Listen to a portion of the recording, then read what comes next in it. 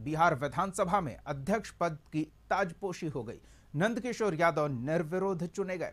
जिस तरह से पूर्व अध्यक्ष अवध बिहारी को हटाने में राजनीतिक कसरत हुई, वैसा कुछ भी देखने को नहीं मिला।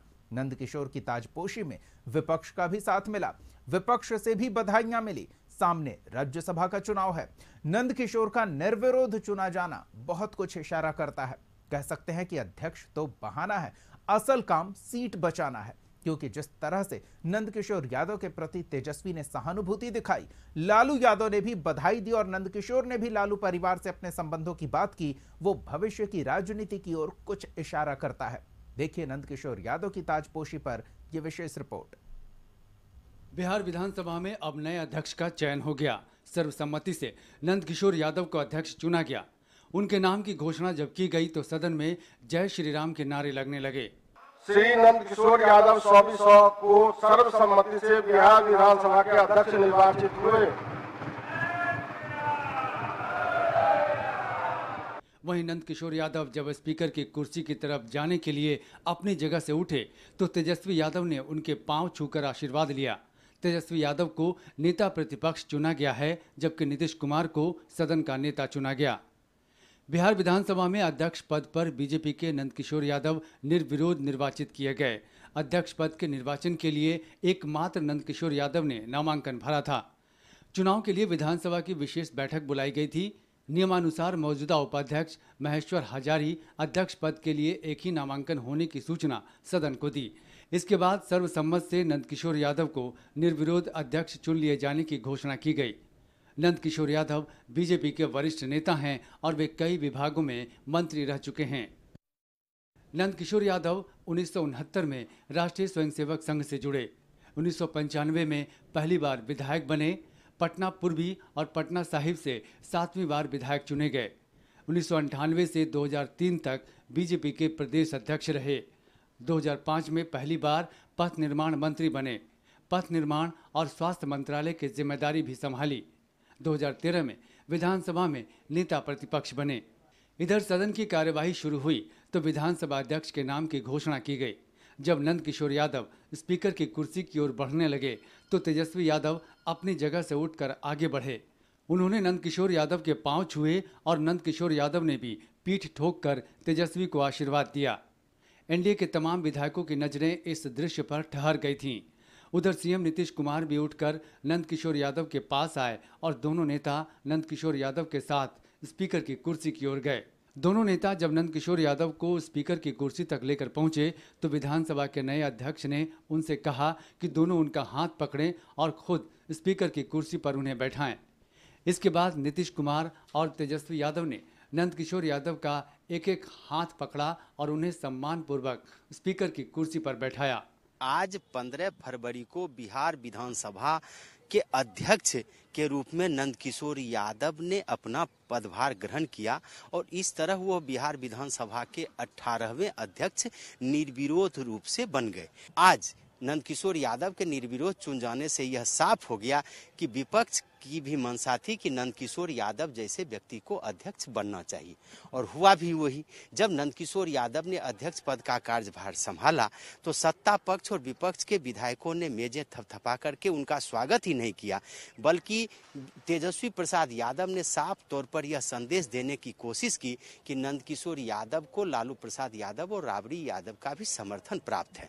दूसरी तरफ जब आज मुख्यमंत्री नीतीश कुमार के अलावे सत्ता पक्ष के सदस्यों ने नंदकिशोर यादव का अभिवादन किया तो नंदकिशोर ने अध्यक्ष पद संभालते ही साफ तौर पर कहा कि आसन पर बैठ करके वो सभी सदस्यों के साथ न्याय करेंगे, यानी कि सत्ता और विपक्ष के बीच की दूरी वो मिटाएंगे। देखिए, स्वाभाविक है, मैं निर्विरोध चुना गया हूँ, सबके समर्थन से जीत के आया हूँ और यही कारण है कि मुझे भरोसा है कि मैं सबका विश्वास जीतूंगा और सबके हितों की चिंता। कैसे सदन में कैसे तालमेल बिठा के रखना होगा, क्योंकि बड़ी ये जिम्मेदारी होती है आपके ऊपर और जब वहाँ पे ये सवाल भी उठता है कि कोई पक्षपात हो रहा है सदन से, आसन से, उस समय क्या?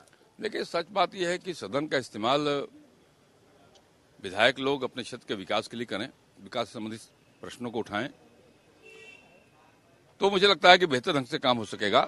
अलग अलग पार्टियों के लोग जीत के आते हैं, अलग अलग विचार के लोग जीत के आते हैं, उनके काम करने के तौर तरीके अलग अलग हो सकते हैं, लेकिन एक बात समय कॉमन है, वो है बिहार का विकास, क्षेत्र का विकास, लोगों का विकास। मैं इस मुद्दे को आगे रखने की कोशिश करूंगा, मैं सफल होऊंगा। मुख्यमंत्री नीतीश कुमार ने नए स्पीकर को बधाई देते हुए कहा कि नंद किशोर यादव को बहुत अनुभव है, वे मंत्री रहे हैं, उम्मीद है वे सदन को बेहतर ढंग से चलाएंगे। आप भी पुराने लोग हैं, इतना पहले से मंत्री रहे हैं और सब काम किए हैं, अब फिर आपको मौका मिला है यहाँ पर आने का, तो बहुत खुशी की बात है।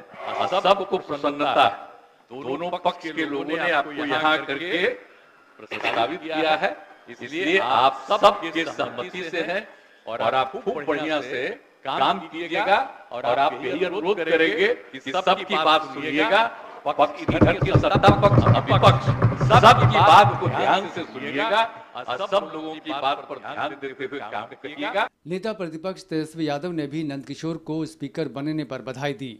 उन्होंने कहा कि इस आसन पर वे बैठ गए हैं तो सबके लिए बराबर हैं, किसी एक पार्टी के नहीं हैं।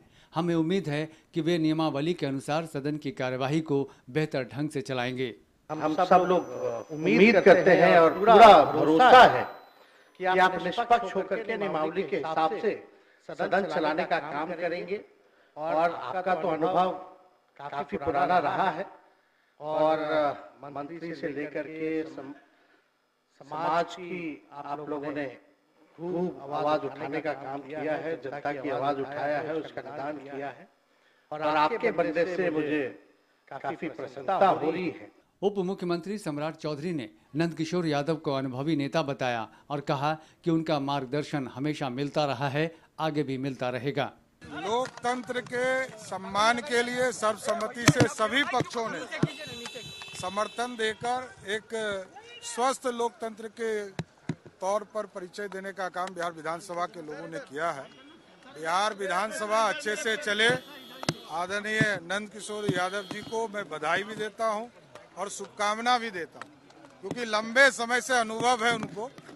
जब वो भारतीय जनता पार्टी के अध्यक्ष भी रहे, पहले तो हम लोगों को भी मार्गदर्शन देते रहते थे, अध्यक्ष जब मैं पार्टी का अध्यक्ष के तौर पर काम कर रहा हूं, अब वो सरकार में भी विधानसभा अध्यक्ष की हैसियत से हम लोग को मार्गदर्शन देते रहेंगे।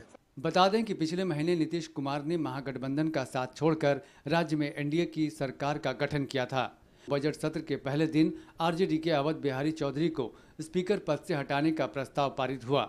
इसके बाद नीतीश की नई एनडीए सरकार बहुमत परीक्षण में सफल साबित हुई।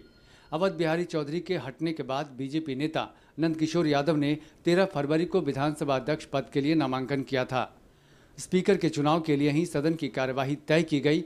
नीतीश कुमार और तेजस्वी यादव मिलकर नंदकिशोर यादव को आसन पर बैठाया। बाद में 19 फरवरी तक विधानसभा की कार्यवाही स्थगित कर दी गई।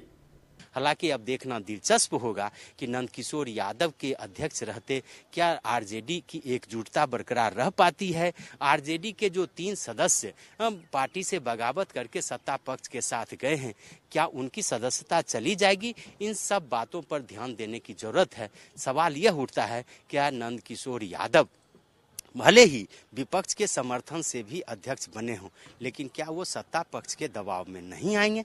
क्या वो विपक्ष के साथ इंसाफ कर पाएंगे? यह इसके लिए थोड़ा इंतजार करना पड़ेगा। कैमरामैन फिरोज के साथ अशोक मिश्र, कशिश न्यूज़, पटना।